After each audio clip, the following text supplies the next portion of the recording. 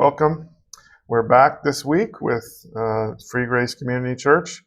We missed last week's, but so we didn't miss anything. We're going to continue on from Acts 21 where we left off.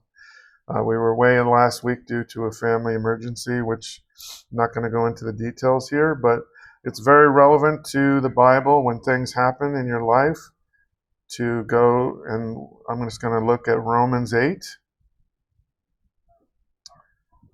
And I might say everyone's okay from what happened last week. Could have been worse. So it says in Romans 8:28, and we know that all things work together for good to them that love God, to them who are the called according to his purpose. So he uses everything to further his plan. So nothing happens without a reason, is what it says. And in James 4, there's a warning to us in James 4. It says, "Go to now, ye that say today or tomorrow we will go into such a city and continue there a year and buy and sell and get gain. Whereas ye know not what shall be on the morrow. For what is your life? It is even a vapor that appeareth for a little time and then vanisheth away. For that ye ought to say, if the Lord will, we shall live and do this or that." So it's basically saying that we don't make our own plans. God may have his own plans that will interfere with our plans. But everything will work together for the good of everything in the end, for those of us who are saved. So there was no new playlists added this week. We still have the same playlists. There is one important series of documentary that I do recommend now, because I've just been watching them, and I've just finished, or I'm just in the middle of Third Adam number 4. But Spencer Smith has a series of documentaries called Third Adam. So Third Adam 1 is this one. Third Adam 2, The Great Seduction. Third Adam 3, The Rise of the Divine Feminine. And then these two are optional. Third Adam 4, The Road to Shambhala, that's the one I'm in the middle of right now. Now that's a 4-hour documentary, but it's very important to watch it because it shows you exactly what's going on today in the so-called evangelical church, most of which is a false church. And he blows the lid off of what's really going on and ties it into the Mystery Babylon religion that is mentioned in the Bible in Revelation 17 and 18 with Mystery Babylon. So I will put this playlist in mind, but I'll put a link to this playlist down below in the video links later on. So definitely recommend this. There is only one warning about the ending of Third Adam, the first one. He has a gospel presentation in the back or at the end, and it is a lordship salvation false gospel that he's preaching. He doesn't do it in the other ones, but at that moment in time, 5 years ago, he used to backload the gospel with works by saying, if you're saved, then you're gonna do this, you're gonna do that, you're automatically gonna, hate sin and love God, those type of things, which is totally false. So just stop watching it before he gives you the gospel, basically, because it's a false gospel. So he probably realized that he was doing it. So he stopped doing it since then. I haven't heard him backloading works into salvation ever since, like a few years ago. But anyway, I would recommend that. It's an important series to watch. You can just watch a little bit at a time, and you'll get through it. So now we're going to do our Bible numerics this week. Last week we did the Jesus plus Christ 777 plus 777 mentions or appearances of Jesus. So if you add those up and divide by 2, you get 777 plus 777. That's the total. And so now we're going to continue with Moses plus Jesus plus Christ. So if you search, first of all, if you search the phrase man of God, that phrase is mentioned 77 times in the verse text of the King James Bible. So if you just do the Old Testament and the New Testament, you get 77 occurrences of man of God. And the first of those 77 mentions is referring to Moses, who is mentioned 77 times in the New Testament. The first mention of Moses is the 77th word of the chapter that he's mentioned in the New Testament, in Matthew 8. The 77th word of Matthew 8 is Moses. So, and the first of the mentions of man of God is Moses, and this is the blessing wherewith Moses, the man of God, blessed the children of Israel before his death. So that's the first occurrence. And then, besides the 77 New Testament mentions, there are 770 appearances of Moses, with an asterisk too, because sometimes it's possessive, in the rest of the verse text in the Old Testament and the New Testament. So then he just gives you how you would do those searches yourself. It's fairly simple. In the pure Bible search, King James Bible search. The 77th mention of man of God is about the perfect man of God. Number 7 is the number of perfection, whose life is fully revolved around the Scriptures. Now that would be 2 Timothy 3:16. All Scripture is given by inspiration of God and is profitable for doctrine, for reproof, for correction, for instruction in righteousness, that the man of God may be perfect, thoroughly furnished unto all good works. When it means perfect, it means complete. And 7 is the number of completion. In other words, the Bible gives you everything that you need for all good works. The 777th mention of Moses, the man of God, is in John 1:17, which gives us basically a summary of the entire Bible in that one verse. The 777th mention of Moses, for the law was given by Moses, but grace and truth came by Jesus Christ. Old Testament is when the law was given. Grace and truth came by Jesus Christ in the New Testament. So it's basically summarizing the entire Bible in one verse. If you could do it in one verse, that's it.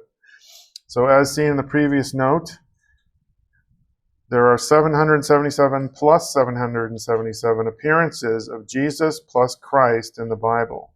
That was the one we did the last time. If you add all appearances of Moses to that equation, you get a grand total of 7 times 7 times 7 times 7 appearances.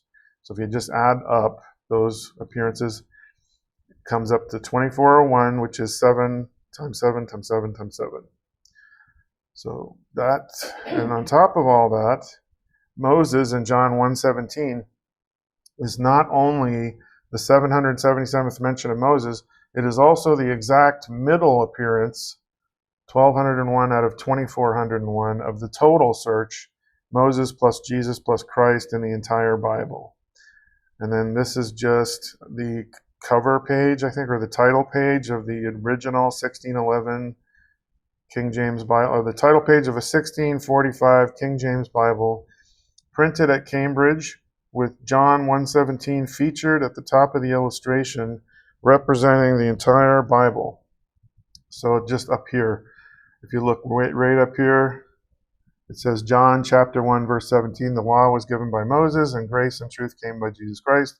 So apparently whoever was behind doing this page agrees that that one verse is basically a summary of the entire Old and New Testament.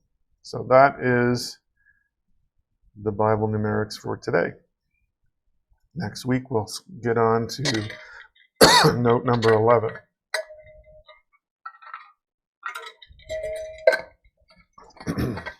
So now we're going to continue in the book of Acts, and we stopped at Acts 21:16, where basically Paul had returned from his third missionary journey back to Caesarea, and back to Antioch and Caesarea, I guess. But then they were all like warning him not to go. They all warned him not to go to Jerusalem because he wanted to go to Jerusalem. Everyone's warning him. God sends a prophet to warn him not to go. And he says, I'm going anyway. I'm ready to die. So they went anyway. And this is one of those passages where it says, we took up our carriages. So Luke himself was with him at the time. And Luke, was one of the ones trying to tell him not to go as well. So picking up with verse 17 of Acts 21, we have, and when we were come to Jerusalem, the brethren received us gladly. And the day following, Paul went in with us unto James, and all the elders were present. That's the elders in the church. James was like the head of the church at the time. And when he had saluted them, he declared particularly what things God had wrought among the Gentiles by his ministry. And when they heard it, they glorified the Lord and said unto him, Thou seest, brother, how many thousands of Jews there are which believe, and they are all zealous of the law. And they are informed of thee, that thou teachest all the Jews which are among the Gentiles to forsake Moses, saying that they ought not to circumcise their children, neither to walk after the customs. What is it therefore? The multitude must needs come together, for they will hear that thou art come. Do therefore this that we say to thee. We have 4 men which have a vow on them. Them take and purify thyself with them, and be at charges with them, that they may shave their heads, and all may know that those things whereof they were informed concerning thee are nothing, but that thou thyself also walkest orderly and keepest the law. As touching the Gentiles which believe, we have written and concluded that they observe no such thing, save only that they keep themselves from things offered to idols, and from blood, and from strangled, and from fornication. Then Paul took the men, and the next day, purifying himself with them, entered into the temple to signify the accomplishment of the days of purification, until that an offering should be offered for every one of them. So they're saying, Paul, you better go with these Jews. There's some Jews that have to go to the temple. We want you to go with them to show them that you're not against the law, because they were accusing Paul of saying you don't have to keep the law. We're under grace. You don't keep the law, right? In other words, they think that like Paul was completely saying that you should just go out and sin as much as you want, basically. So they're saying like Paul forsook the law, right? So he's basically going there now to try and appease the Jews, to show them, though, that he will still do the customs of the temple in order to, fulfill the law with the vows and all this. They have vows and stuff. So then he just did that to do that, and he paid for those 4 guys as well when they entered the temple. I guess for the offerings that they had. So that's what's going on there. The church is like trying to like make everyone like, they don't want a division in the church between the Jews and the Gentiles, right? So they were saying the Jews still do these things, the Gentiles don't have to do it, but they want Paul to show the Jews that he's not against what they're doing, right? He's okay with doing ceremonial things in the temple, right? And when the 7 days were almost ended, the Jews which were of Asia, when they saw him in the temple, stirred up all the people and laid hands on him, crying out, Men of Israel, help! This is the man that teacheth all men everywhere against the people and the law in this place, and further brought Greeks also into the temple, and hath polluted this holy place. For they had seen before with him in the city Trophimus, an Ephesian, whom they supposed that Paul had brought into the temple. So they're making some assumptions here. They're saying that Paul teaches against the law. Paul teaches against the temple. And they're accusing him of bringing a Gentile into the temple to pollute it, right? Because only Jews are supposed to enter the temple. But this is a false accusation. He never did that. But they're saying they suppose that he did it. They assume that he did it because he had this guy with him, Trophimus. But he never did. He never took him into the temple. And all the city was moved, and the people ran together, and they took Paul and drew him out of the temple, and forthwith the doors were shut. And as they went about to kill him, tidings came unto the chief captain of the band that all Jerusalem was in an uproar, who immediately took soldiers and centurions and ran down unto them. And when they saw the chief captain and the soldiers, they left beating of Paul. So they were beating him. Then the chief captain came near and took him and commanded him to be bound with 2 chains, and demanded who he was and what he had done. And some cried one thing, some another, among the multitude. And when he could not know the certainty for the tumult, he commanded him to be carried into the castle.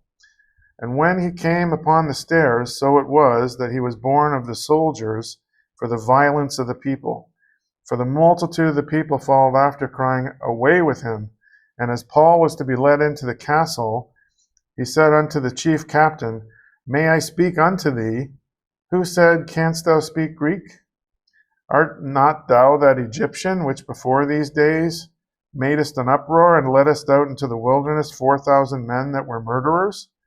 So the chief captain was saying, are you that guy? Did you let 4,000 people go? No. That's another false accusation. Or maybe the chief captain was saying, is that the guy? Because there was this uproar with that other guy too. So maybe he thought it was the same guy. It says, But Paul said, I am a man which am a Jew of Tarsus, a city in Cilicia, a citizen of no mean city, and I beseech thee, suffer me to speak unto the people. And when he had given him license, Paul stood on the stairs and beckoned with the hand unto the people. And when there was made a great silence, he spake unto them in the Hebrew tongue, saying, and this is an example where the chapter breaks they don't always end with something, like it's in the middle of something, right? So Acts 22, men. So this is what he's saying to them: Men, brethren, and fathers, hear ye my defense, which I make now unto you. And when they heard that he spake in the Hebrew tongue to them, they kept the more silence. And he saith, I am verily a man which am a Jew, born in Tarsus, a city in Cilicia, yet brought up in this city at the feet of Gamaliel, and taught according to the perfect manner of the law of the fathers, and was zealous toward God, as ye all are this day. So he's defending himself because they had accused him of teaching against the law. So now he's, giving them his credentials that he taught according to the law. And I persecuted this way unto the death, binding and delivering into prisons both men and women. And as also the high priest doth bear me witness, and all the estate of the elders, from whom I also received letters unto the brethren, and went to Damascus to bring them which were bound, there bound unto Jerusalem, for to be punished. And it came to pass that as I made my journey, and was come nigh unto Damascus about noon, suddenly there shone from heaven a great light round about me. And I fell unto the ground, and heard a voice saying unto me, Saul, Saul, why persecutest thou me? And I answered, Who art thou, Lord? And he said unto me, I am Jesus of Nazareth, whom thou persecutest. And they that were with me saw indeed the light, and were afraid, but they heard not the voice of him that spake to me. So then you get a little bit more detail of what happened there, because this is what happened in Acts 9, I think. So it's another recap. And anytime they do recaps in the Bible, it's one of the purposes of doing that is to highlight that it's an important passage, right? It's an important story, I guess. And so, and it says, so now we knew that there was people with him, and they saw the light, but they didn't see Jesus. They didn't hear the voice, right? They did not hear his voice. Only Paul did. Verse 10, And I said, What shall I do, Lord? And the Lord said unto me, Arise and go into Damascus, and there it shall be told thee of all things which are appointed for thee to do. And when I could not see for the glory of that light, being led by the hand of them that were with me, I came into Damascus. And one Ananias, a devout man according to the law, having a good report of all the Jews which dwelt there, came unto me and stood and said unto me, Brother Saul, receive thy sight. And the same hour I looked up upon him. And he said, The God of our fathers hath chosen thee, that thou shouldest know his will, and see that just one, and shouldest hear the voice of his mouth. For thou shalt be his witness unto all men of what thou hast seen and heard. And now why tarriest thou? Arise and be baptized, and wash away thy sins, calling on the name of the Lord. And it came to pass that, when I was come again to Jerusalem, even while I prayed in the temple, I was in a trance, and saw him saying unto me, Make haste and get thee quickly out of Jerusalem, for they will not receive thy testimony concerning me. And I said, Lord, they know that I imprisoned and beat in every synagogue them that believed on thee. And when the blood of thy martyr Stephen was shed, I also was standing by and consenting unto his death, and kept the raiment of them that slew him. And he said unto me, Depart, for I will send thee far hence unto the Gentiles. And they gave him audience unto this word, then lifted up their voices and said, Away with such a fellow from the earth, for it is not fit that he should live. So now his story's over. They're still calling for his death. And as they cried out and cast off their clothes and threw dust into the air, the chief captain commanded him to be brought into the castle, and bade that he should be examined by scourging, that he might know wherefore they cried so against him. So they're going to they want to whip him, basically torture to get a confession out of him, I think. So the castle that they're bringing him into is the Roman fort that they had there in Jerusalem when the Romans were there, when the Romans had taken over. In fact, I think it's part of that castle still exists today. And the Jews call it the Wailing Wall, or the Western Wall. They think it's part of the temple, but since we know the temple was completely destroyed, because Jesus said it was going to be destroyed, that wall that's still there, that they go and pray at, is actually the wall of that Roman fort, which they call the castle here. That's what I believe it is. So that's the castle. It's nearby to the Temple Mount, I think.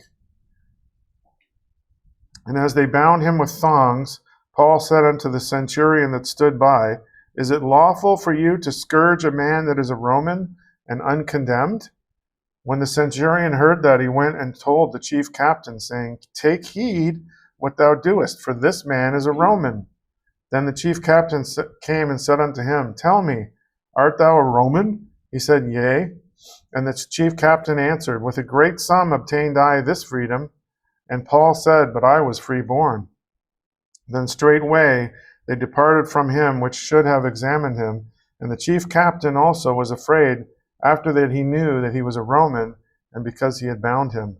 On the morrow, because he would have known the certainty wherefore he was accused of the Jews, he loosed him from his bands, and commanded the chief priests and all their council to appear, and brought Paul down and set him before them. So now he's going to appear before this council. So this whole thing about declaring that you're a Roman, back in the day, so we have, what is a freeborn citizen or a freedman, right? So there's differences in status here.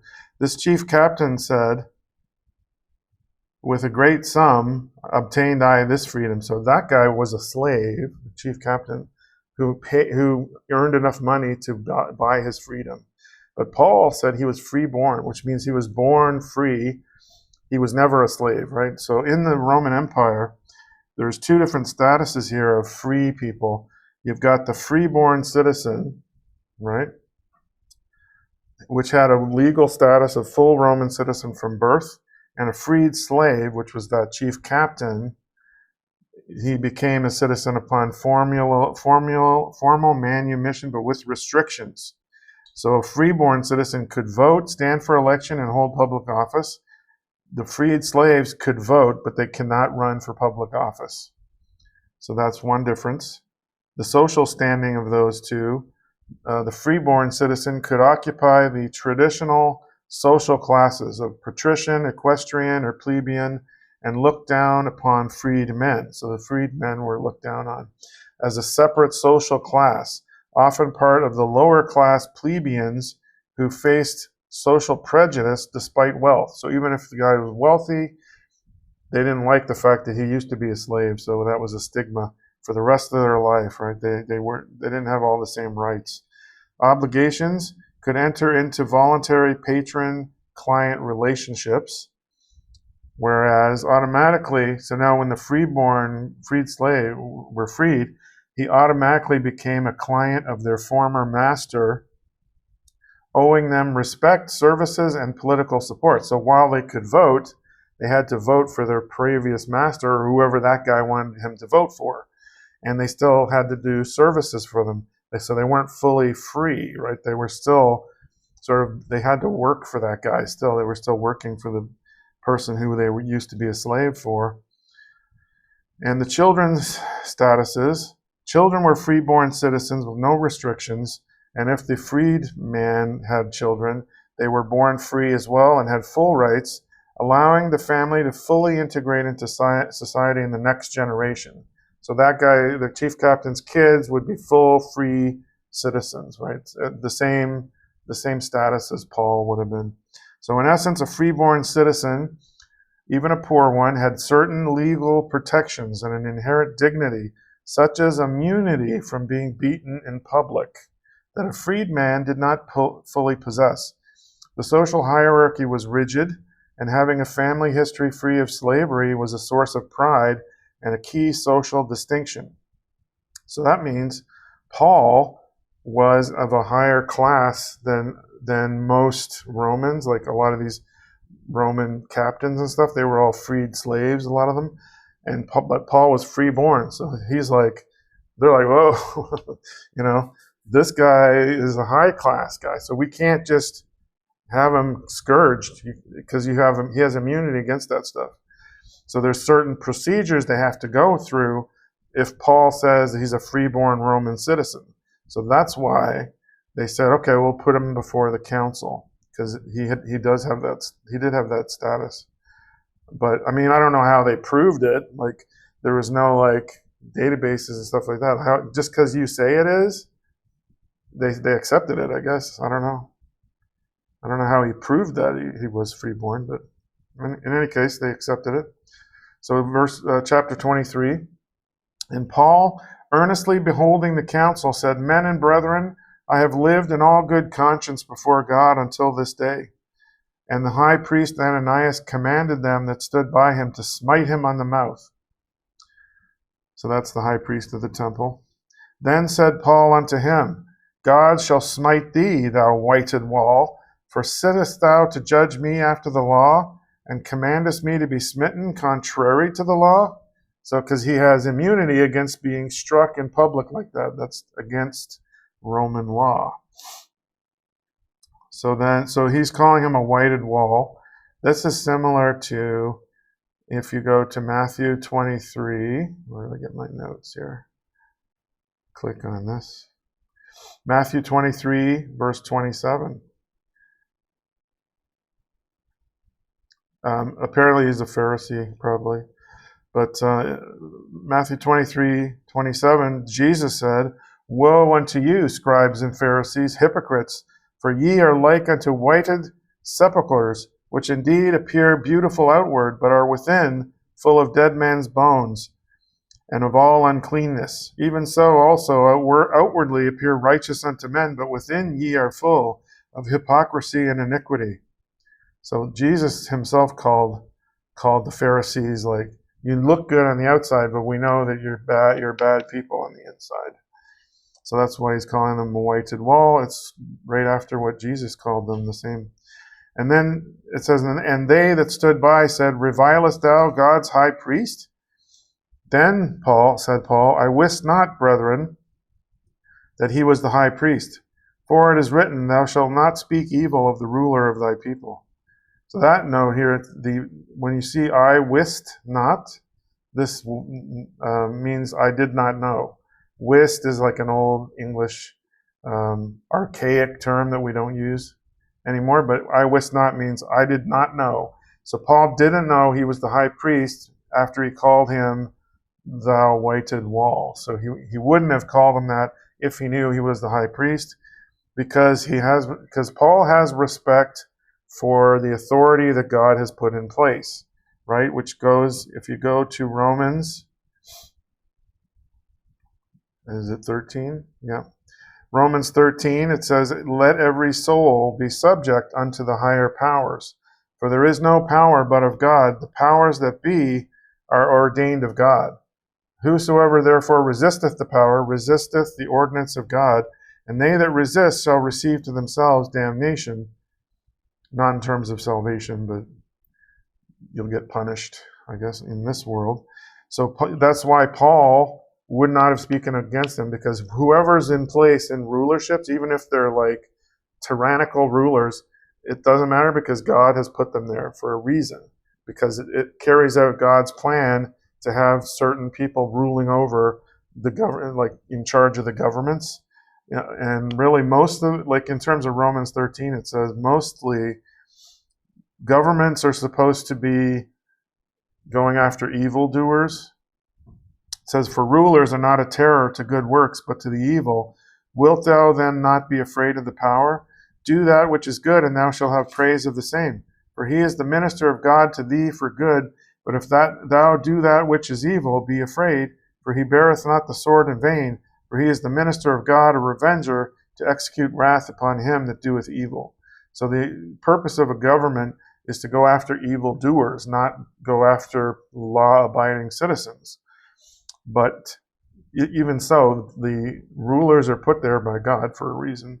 So that's why Paul was still respectful to that, even though this guy was not a good guy, the high priest.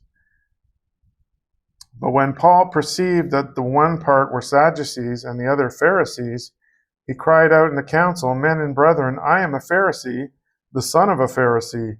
Of the hope and resurrection of the dead I am called in question. And when he had so said, there arose a dissension between the Pharisees and the Sadducees, and the multitude was divided. For the Sadducees say that there is no resurrection, neither angel nor spirit, but the Pharisees confess both. So Paul saw that there's two factions here. He's setting them against each other because he knows that one of them believes in the resurrection and the other one doesn't. So he's like stirring up dissension. Paul's like, getting them to fight against each other, basically. And there arose a great cry, and the scribes that were of the Pharisees' part arose and strove, saying, We find no evil in this man, but if a spirit or an angel hath spoken to him, let us not fight against God. And when there arose a great dissension, the chief captain, fearing lest Paul should have been pulled in pieces of them, commanded the soldiers to go down, and to take him by force from among him, and to bring him into the castle. And the night following, the Lord stood by him and said, Be of good cheer, Paul, for as thou hast testified of me in Jerusalem, so must thou bear witness also at Rome. So Jesus appeared to him there in his room. And when it was day, certain of the Jews banded together and bound themselves under a curse, saying that they would neither eat nor drink till they had killed Paul. And they were more than 40 which had made this conspiracy. So now there's a bunch of guys. So now they're we're gonna starve ourselves unless we can kill Paul. That's it. We'll rather die if Paul doesn't, basically. And they are more than 40. Okay, and they came to the chief priests and elders and said, We have bound ourselves under a great curse, that we will eat nothing until we have slain Paul. Now therefore ye with the council signify to the chief captain that he bring him down unto you tomorrow, as though ye would inquire something more perfectly concerning him. And we, or ever he come near, are ready to kill him. And when Paul's sister's son heard of their lying in wait, he went and entered into the castle and told Paul. So Paul has a nephew. This is the first we've ever heard of this, and the last we'll ever hear of it. It's only the only place in the Bible where we find out that Paul had a sister and a nephew. So his nephew's coming in and telling them what they're saying outside, that they're planning to kill him. Then Paul called one of the centurions unto him and said, Bring this young man unto the chief captain, for he hath a certain thing to tell him. So he took him and brought him to the chief captain and said, Paul the prisoner called me unto him and prayed me to bring this young man unto thee, who has something to say unto thee. Then the chief captain took him by the hand and went with him aside privately and asked him, What is that thou hast to tell me? And he said, The Jews have agreed to desire thee that thou wouldest bring down Paul tomorrow into the council, as though they would inquire somewhat of him more perfectly. But do not thou yield unto them, for there lie in wait for him of them more than 40 men, which have bound themselves with an oath, that they will neither eat nor drink till they have killed him, and now they are ready, looking for a promise from thee. So the chief captain then let the young man depart, and charged him, See thou tell no man that thou hast showed these things to me. And he called unto him 2 centurions, saying, Make ready 200 soldiers to go to Caesarea, and horsemen 70, so that would be 70, and spearmen 200 at the 3rd hour of the night. And provide them beasts, that they may set Paul on, and bring him safe unto Felix the governor. And he wrote a letter after this manner. Claudius Lysias, unto the most excellent governor Felix, sendeth greeting. This man was taken of the Jews, and should have been killed of them. Then came I with an army, and rescued him, having understood that he was a Roman. And when I would have known the cause wherefore they accused him, I brought him forth into their council, whom I perceived to be accused of questions of their law, but to have nothing laid to his charge worthy of death or of bonds. And when it was told me how the Jews laid wait for the man, I sent straightway to thee, and gave commandment to his accusers also to say before thee what they had against him. Farewell. So that's the letter he wrote. And then the soldiers, as it was commanded them, took Paul and brought him by night to Antipatris. Now, Antipatris is on the map here. So they're in Jerusalem. They're going up the coast to Antipatris, which is here. And there is a castle there, too. That's the ruins of the Antipatris, the castle that they have there. So on the morrow they left the horsemen to go with him and returned to the castle, who, when they came to Caesarea and delivered the epistle to the governor, presented Paul also before him. And when the governor had read the letter, he asked of what province he was. And when he understood that he was of Cilicia, I will hear thee, said he, when thine accusers are also come. And he commanded him to be kept in Herod's judgment hall. So this now is Felix the governor, who was in charge. This castle is like Herod, one of the Herod castles. So the lineage of Herod. Let's see. Okay, let's go on the next one. We're just going to cover Acts 24, and I will end at the end of Acts 24 for today, because then we have 4 more chapters after that for next time. So, chapter 24. And after 5 days, Ananias the high priest descended with the elders, and with a certain orator named Tertullus, who informed the governor against Paul. And when he was called forth, Tertullus began to accuse him, saying, Seeing that by thee we enjoy great quietness, and that very worthy deeds are done unto this nation by thy providence, we accept it always and in all places, most noble Felix, with all thankfulness. Notwithstanding, that I be not further tedious unto thee, I pray thee that thou wouldest hear us of thy clemency a few words. For we have found this man a pestilent fellow, and a mover of sedition amongst all the Jews throughout the world, and a ringleader of the sect of the Nazarenes, who also hath gone about to profane the temple, whom we took and would have judged according to our law. It's a false accusation, by the way. But the chief captain Lysias came upon us, and with great violence took him away out of our hands, commanding his accusers to come unto thee, by examining of whom thyself mayest take a knowledge of all these things, whereof we accuse him. And the Jews also assented, saying that these things were so. Then Paul, after that the governor had beckoned unto him to speak, answered, Forasmuch as I know that thou hast been of many years a judge unto this nation, I do the more cheerfully answer for myself, because that thou mayest understand that there are yet but 12 days since I went up to Jerusalem for to worship, and they neither found me in the temple disputing with any man, neither raising up the people, neither in the synagogues, nor in the city, neither can they prove the things whereof they now accuse me. But this I confess unto thee, that after the way which they call heresy, so worship I the God of my fathers, believing all things which are written in the law and in the prophets, and have hope toward God, which they themselves also allow, that there shall be a resurrection of the dead, both of the just and unjust. And herein do I exercise myself, to have always a conscience void to offense toward God and toward men. Now after many years I came to bring alms to my nation and offerings. Whereupon certain Jews from Asia found me purified in the temple, neither with multitude nor with tumult, who ought to have been here before thee and object if they had aught against me. Or else, let these same here say, if they have found any evil doing in me while I stood before the council, except it be for this one voice that I cried standing among them, touching the resurrection of the dead, I am called in question by you this day. And when Felix heard these things, having more perfect knowledge of that way, he deferred them and said, when Lysias the chief captain shall come down, I will know the uttermost of your matter. So he's saying now the chief captain needs to come and testify, right?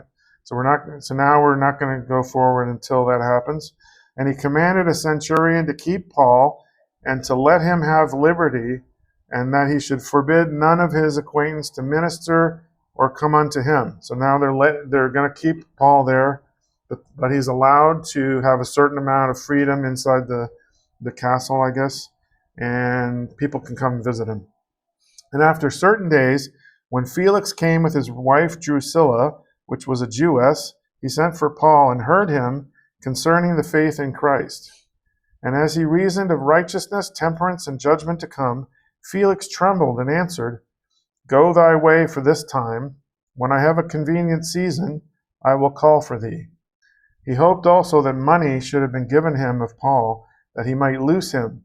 Wherefore he sent for him the oftener, and communed with him. But after 2 years, Porcius Festus came unto Felix's room, and Felix, willing to show the Jews a pleasure, left Paul bound. So Paul was there for 2 years. Felix wanted to get a bribe. That's what this is about. He hoped that money should have been given him of Paul to let him go, right? So he was hoping that the chief captain or those Jews or whatever that were accusing him would come and give him a bribe to let Paul go. So he's going to keep Paul until he gets that bribe. But now we have Porcius Festus coming, and he's another Roman authority figure. He's coming in. So we'll get next time we'll see more about Porcius Festus, which is like a funny name for us, but was his name, Porcius Festus. Yeah, they had different names back then. So now we have the notes that are from the Knowing the Bible series from Crossway for week 11. We're only going to look at half of these notes from the actual book because it covers all the way up to the end of Acts 28, which we're not going to cover today. So the place of the passage: upon Paul's return to Jerusalem after his third missionary journey, he is confronted and attacked by some of the Jews. When he is arrested by the Roman tribunal, Paul begins a lengthy journey that ends in Rome. So eventually he's going to get to Rome. Right now he's not. He's in Caesarea. Preaching the good news of the gospel with all boldness wherever he goes and to whomever he meets, from soldiers, sailors, and unreached tribes to governors and kings. Luke ends his account on a note of triumph, showing Paul in the capital, spoiler alert, in the capital of the world as he preaches the gospel without hindrance to all who will hear it. The big picture in Acts 21, 17 to 28 and 31. Paul preaches the gospel without that's in the whole up until 28. Without hindrance, as the Lord uses him in his arrest to bring the gospel to Rome. So Paul's visit with James in Acts 21, 17 to 26 is another episode in the continuing struggle for many Jews to comprehend the spread of the gospel to the Gentiles. The word about Jesus scandalizes many Jews because it grafts Gentiles into the people of God without requiring them to abide by the law. We see Paul struggle with this issue throughout his letters, most especially in Galatians. So if we look at Galatians 2,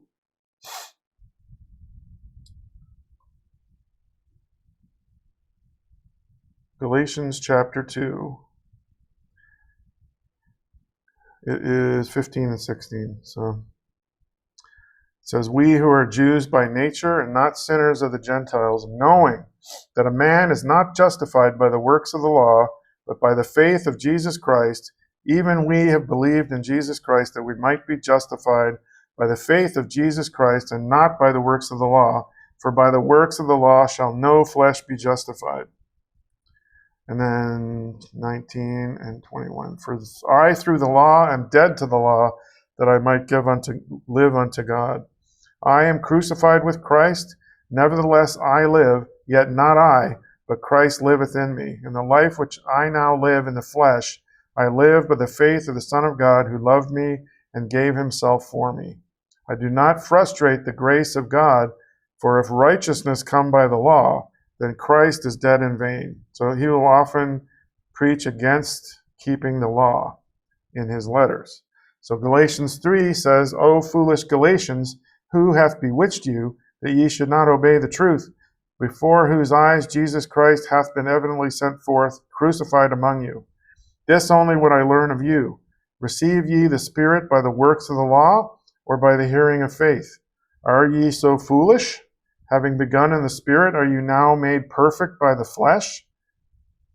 So he's rebuking them because they even though they're saved, they think that works are required to prove that you're saved. So he's saying, you have the Spirit. So what's the point of trying to perfect the flesh? The flesh is not going to heaven. Our bodies are going to stay here, right? When the rapture occurs, we get new bodies. Brand new bodies, glorified bodies. So the doing works to, live a good life or whatever, it's vain because, the flesh isn't going to heaven. So why are you trying to perfect the flesh? That's what Paul was rebuking them about.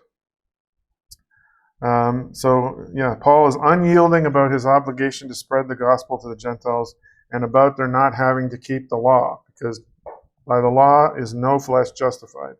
So he will not, bend or bow to the Jews who say you've got to tell people to keep the law. He's not going to do that. We also see Paul doing all he can to demonstrate to the Jews that he values the law and its use for Jews, even undergoing rites of purification. He encourages others to be flexible in non-essentials for the sake of harmony and humility in the church. See Romans 14. So he will do some things just so that they won't get upset at him, right? So for this example in Romans 14 is about, "For one believeth that he may eat all things, another who is weak eateth herbs. Let not him that eateth despise him that eateth not, and let not him which eateth not judges him that eateth," because it's talking about the food laws of the Jews. Some people think you have to follow the food laws, or you don't want to eat certain things. Other people say you can eat anything you want. No, in the New Testament, there is no food laws, but some people think that they still need to do it, and it's not, as long as they're not doing it because it's like they don't think their salvation depends on it, then it's fine. Anyone can do it. Like, we have freedom to decide whether or not you want to do that or not, as long as you're not tying it into salvation, right? Because that's the problem with some of these churches out there, like say the Seventh-day Adventist Church. We went to a Seventh-day Adventist church one time for a while, for a few weeks or a couple months or whatever. And the first time we got there, they're like, "Yeah, we keep the feasts. They keep all the biblical feasts, right? They celebrate them, 7 feasts." But initially, it's like, "Oh, well, that's interesting. Like, if they want to keep the feast, they can, right?" But later on, after we were there a while, we came to learn that they don't do it just because it's voluntary. They think that their salvation depends on keeping not just the feasts, but the entire law. So and they even travel to like the Feast of Tabernacles, and like everyone's like, "Oh, you coming to the Feast of Tabernacles this year?" And it's like each year it's in some resort in the U.S. It's not in Jerusalem where you build a little tent. No. That's how they think they're keeping the law, by going to some big resort in Colorado or something, and having buffets and all this, right? So I mean, that's their idea of keeping the law. That is not keeping the law. I'm telling them right now. But they were not keeping the law. They're like the Pharisees, where they think they're keeping the law, but they are not. They are not keeping the law. Nobody can keep the law. So, in any case, if it's not tied to salvation, you could keep the feasts if you want. You can celebrate them if you want. Just that it's not it has nothing to do with salvation at all. It's not necessary, right? So you could just go on with your life and never do the feasts or never keep the food laws, and it's fine, right? It has nothing to do with salvation. That's what Romans 14 is about, and that's why Paul says in 1 Corinthians 19 to 23 about becoming all things to all people. So 1 Corinthians 9, 19 to 23. For though I be free from all men, yet I have made myself servant unto all, that I might gain the more. And unto Jews I became as a Jew, that I might gain the Jews. To them that are under the law, as under the law, that I might gain them that are under the law. To them that are without the law, as without law, being not without law to God, but under the law to Christ, that I might gain them that are without law. To the weak became I as weak, that I might gain the weak. I am made all things to all men, that I might by all means save some. And this I do for the gospel's sake, that I might be partaker thereof with you. So he's saying that he's going to participate in some of those customs, even with people who think it has something to do with their salvation, just so that he can get in there and preach the true gospel to them and perhaps change their mind and get them, and they will become saved, and then they'll learn that they don't have to be doing those things to be saved, right? So that's about becoming all things to all people. Some people take that verse and say, well, that Paul says you could live any way you want because you're all things to all people. So you should go and hang out with the New Agers, or you can go to parties with people and do all these things. But I mean, it doesn't go to that extent of being all things to all people, but then sinning going out and sinning.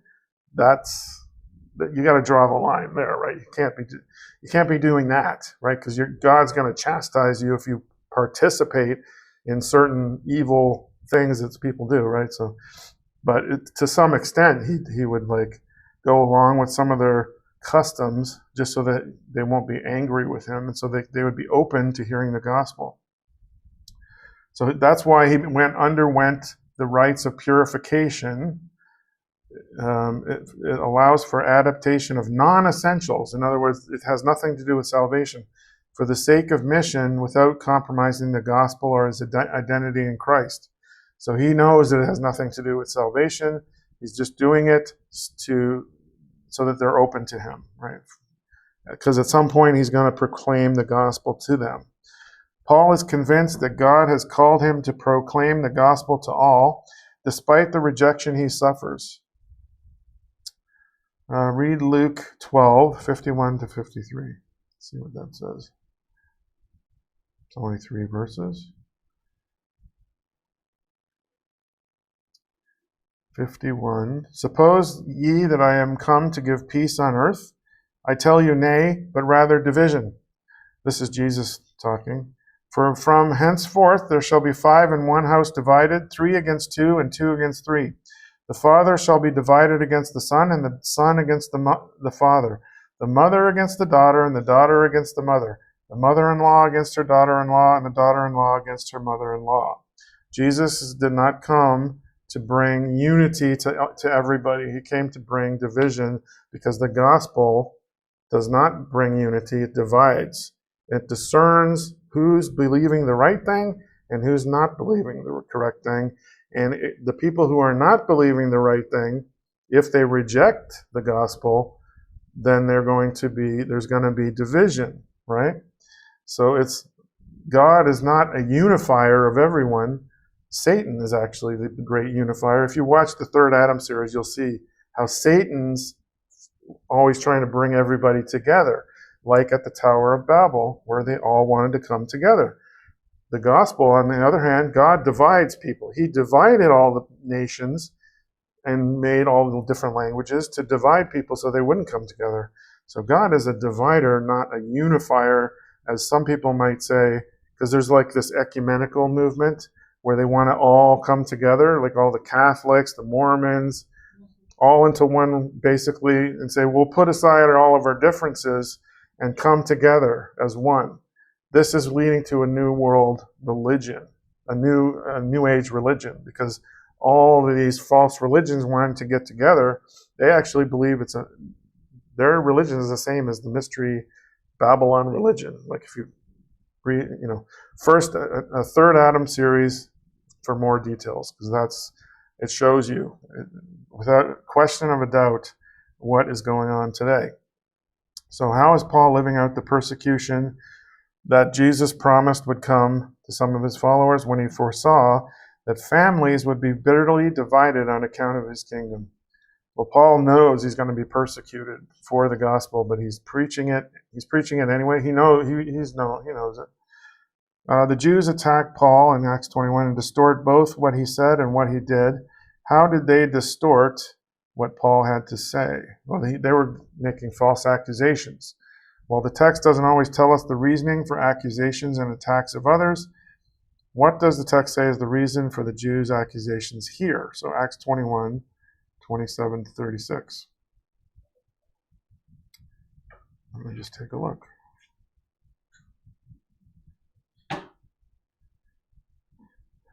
Stirred up all the people. They're basically because they say he was against the law, right? So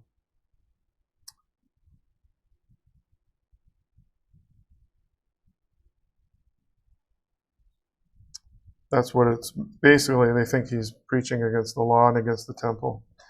In Acts 22, Paul has another opportunity to preach the gospel before a Jewish crowd, although he is interrupted before he can finish.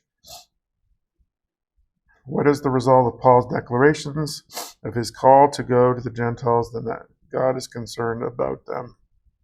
Let's see.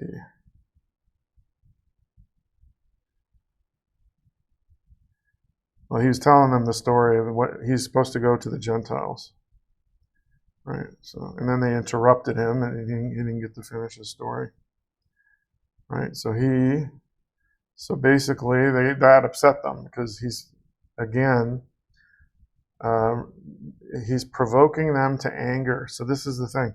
This is why they're getting all upset. The Jews treasured their status as God's chosen people and found it difficult to accept that God was grafting in those from outside their race. And by the way, being a Jew is not actually a race. It's a religion. Read Romans 11 to 24. How does this shed light? So yeah, this is the one where it says about, has God cast away his people? God forbid. Okay, so God has not cast away Israel.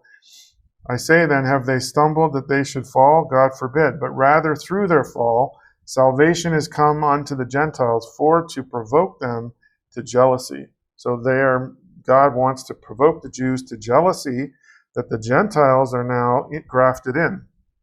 So that's why they're getting upset. They're being provoked to jealousy on purpose so that eventually they'll come back to God and they'll finally accept Jesus Christ as their Savior.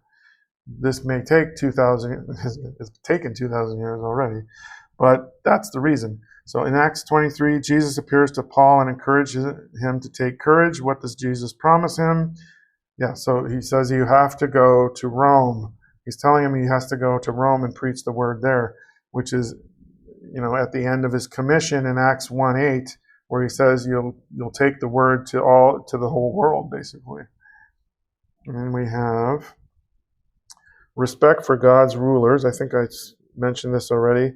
Paul seems to be unaware that he has cursed the high priest in Acts 23. So when it is brought to his attention, he swiftly retracts what he said. He still respects the office of the high priest, even when it is held by a man opposing him in the gospel. Compare this with David, who also respected a divine office, that of king, even when that office was held by a bad man, Saul. David intentionally avoided harming the Lord's anointed, even as Saul repeatedly attempted to kill him. Obedience to God is seen as in respect for his leaders, while resistance to God often manifests itself in resentment of them. Joseph's brothers despised him when he told them of God's plan to exalt him. The Psalms equate rebellion against God's anointed with rebellion against him. So Jesus, as God's true anointed one, was despised and executed because the people rejected his office. So we're not supposed to go against the government, basically. That's why we're not supposed to get involved in government at all, whatsoever. It's not our kingdom. It's not like it's God's kingdom is not the world, right? We're not to be involved in government. So it's best to stay out of politics, really, as a Christian, because we're just because God puts those leaders there to bring about his plan, even though it looks like they're tyrannical sometimes, which they have to be, because how else would the plan come about, right? At some point, we need an antichrist to come, and the whole world is going to be against us, and it's part of God's plan. So. And then we have antinomianism. This is the last note. The grace of the gospel frequently leads to the charge of antinomianism or lawlessness, that if grace is free, people will feel free to sin all they want. The first to levy such charges are, as here, those who are zealous to keep and compel religious commands. Paul goes to great lengths to satisfy the Jerusalem accusers, even accommodating James by submitting to a ritual Mosaic cleansing.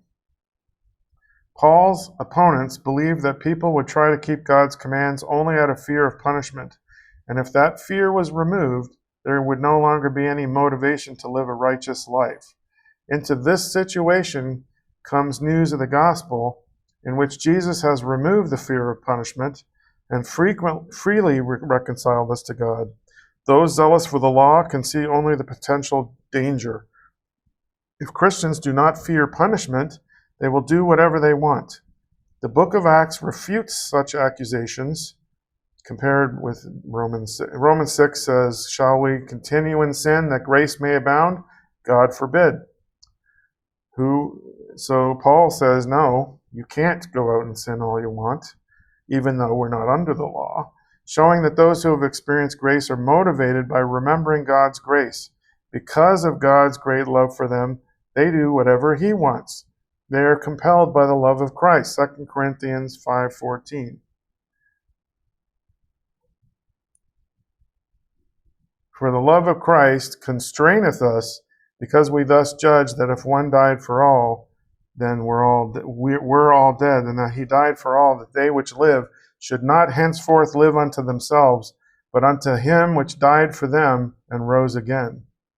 So, we're not supposed to live any way we want. That's the thing. People always accuse free grace of saying, oh, you can just live any way you want, because you're not under the law, so you can do anything you want. The problem with that is there's still consequences for sin.